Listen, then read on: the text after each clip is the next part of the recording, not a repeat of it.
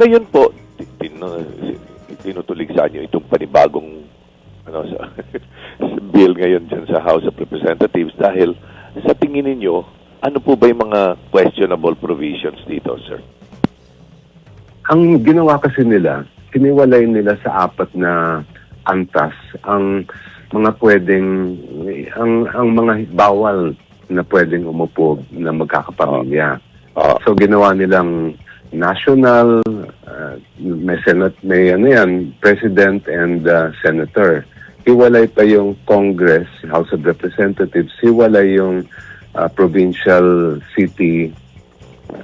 tapos city and municipality. So ang sabi nila, halimbawa, ikaw ay magkakapatid na senador, ay hindi pwedeng sabay. So wala kaming problema doon. Ang problema, kung ibang antas, let's say, isang member ng pamilya ay nasa Senado o kaya nasa Executive Department, Pangulo, pwede rin meron siyang kapatid na o asawa na nasa Kongreso.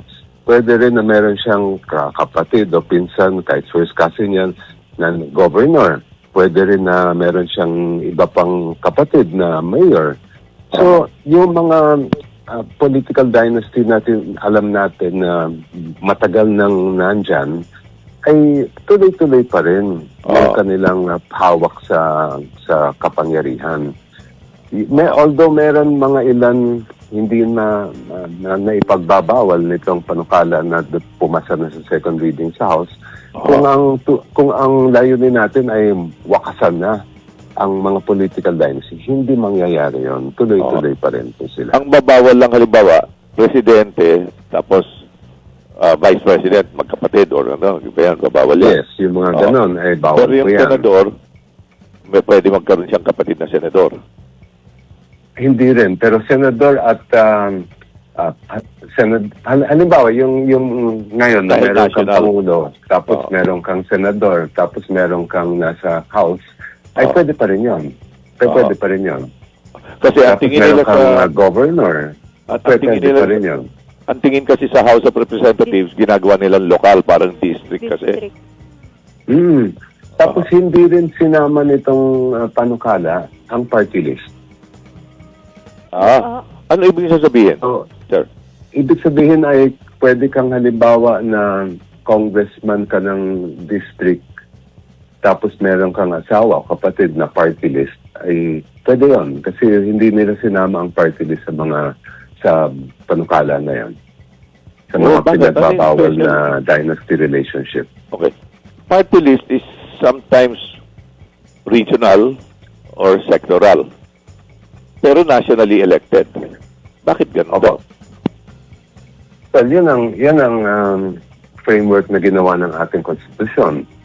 Yung naging problema lang ay napasok yan ng mga traditional na mga politiko. Na kaya yung talagang original na intention yan ay mabigyan ng boses yung mga iba't ibang sektor ng ating lipunan.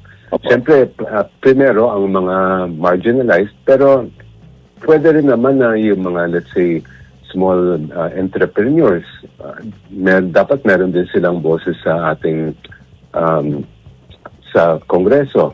Yung mga maliliit na electric cooperatives o companies, yung mga gano'n na hindi talaga na napapakinggan ng mga mababatas. So yun ang original na purpose ng party list. Yun lang, ngayon ay naging bahagi na rin siya ng political dynasty. Sa pag-aaral ng Philippine Center for Investigative Journalism, ang lumalabas, mga 60% or 65% ng mga party list ay napasukan na rin ng mga dynasty. So, sir, bali tama po nakakatapos lang po ng second reading nitong House Bill na ito po, no? Yes, apo. Meron pa po bang paraan na para ma-insert yung provision po on party list system na para madagdag po ito, or hindi dapat pasukan ng mga dynasty ang mga party list system? Mahahabol ba kaya ito, sir? Sa pagkaalam ko, ang Senate version ng Anti-Political Dynasty Bill, unang-una, nagkaiba siya dahil doon sa Senate, 2 antas lang ang kinilala nila. So, meron national, may local. Pag local, hindi, tig-isa ka lang pwede sa isang pamilya. So, let's say, senator, congressman, senator, governor, etc. Yun lang yun. So, at least, it's a much better version than what we have in the House. Pangalawa, as far as I can recall, may party list, kasama ang party list doon sa Senate version. So, pagka pumasahan yung, pag umabot po sa BICAM yan, pag nireconcile, ay dapat igiit ng ating Senado na ipasok pa rin yun. Sir, sino po ba yung sponsor po ng anti-dynasty bill po sa Senado? Alam ko ang isa doon si Senator Risa Ontiveros. Pero hindi ko masyadong alam yung iba pang mga nag-sponsor niyan. Okay. So, balikan ko lang, no? Yung sa House of Representatives, pagka ang congressman tingin nila lokal, ano po, by district kasi hindi nila tinitingnan ng pambansa. Miski ang House of Representatives ay bahagi ng isang kongreso na nagkataong bicameral, may Senate at may House of Reps, ano po. Pero pambansang kongreso ito, tinitingnan nila lokal yung isa. Ganun po ba? Yes, yung party list mismo hindi nila isinama at all sa kanilang anti-political dynasty bill.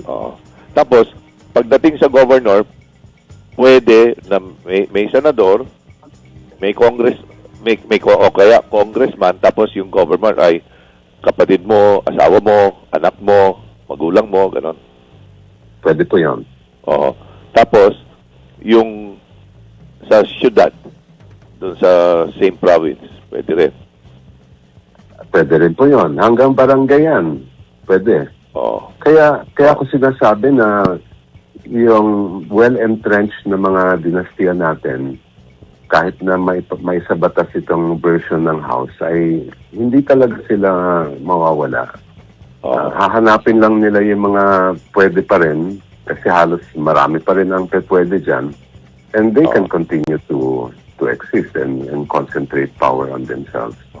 Up to what degree of relationship po, of consanguinity and affinity?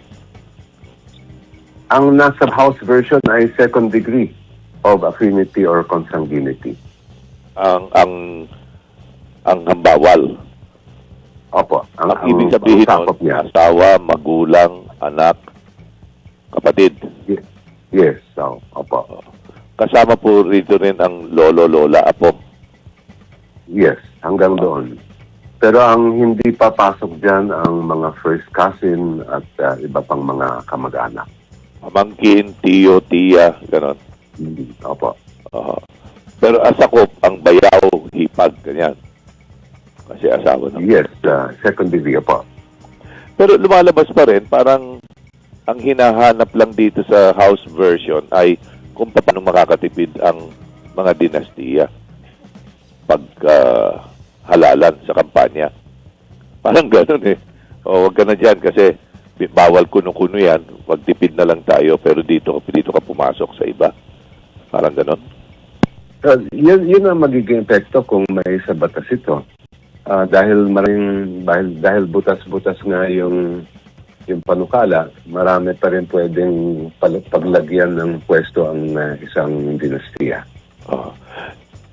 Congressman Chel, paano ang naganap doon sa first and second reading na voting? Marami bang bumoboto pabor dito ng kongresista? Ganito ang konteksto niyan, Jolly. If I remember right, 21 bills ang final na anti-political dynasty. Iba-iba yan. May second degree, may third degree, may fourth degree. Noong hinawakan, nung na-refer na lahat po yan sa committee, ang ginawa ay, ina-expect namin, and usually ang procedure niyan, dahil napakarami mga bill, pag gagawin na yung para substitute bill, ay magkakaroon ng technical working group. At they will look at all the different bills and see how they can all be reconciled and synthesized. Ang naging problema, kaya nga kami ay nag-walk out nung nag-hearing yan, dahil ang inadapt na parang version na yun ang gagamitin na basehan for all deliberations ay yung version na exist, yun ang ngayon na napasa na sa second reading. So, sabi namin, ano yung mga amin? May nag-file ng third degree, may nag-file ng fourth degree, may yung talagang malawak na, kasi ang purpose natin, mawakasan na nga itong mga dinastiyang ito. Hindi na nga na isama sa deliberasyon. Kaya sabi namin, hindi ito magiging anti-dynasty bill. Ang kalalabasan nito ay malilegitimize pa ang mga dynasty. Ang ano niyo po, bali ang binabanggit niyo is from committee level all the way to the plenary ay isa lang ang kinonsidera lumalabas. Ito lang D. Marcos bill.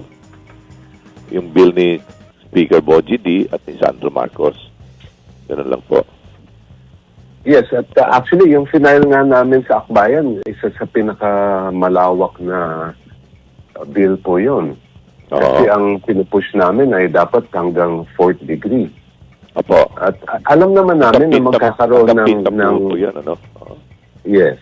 Alam naman namin na magkakaroon yan ng mga, siyempre, mga give and take, push and pull, ganun-ganon. Pero ang pananaw namin ay that must be the starting point.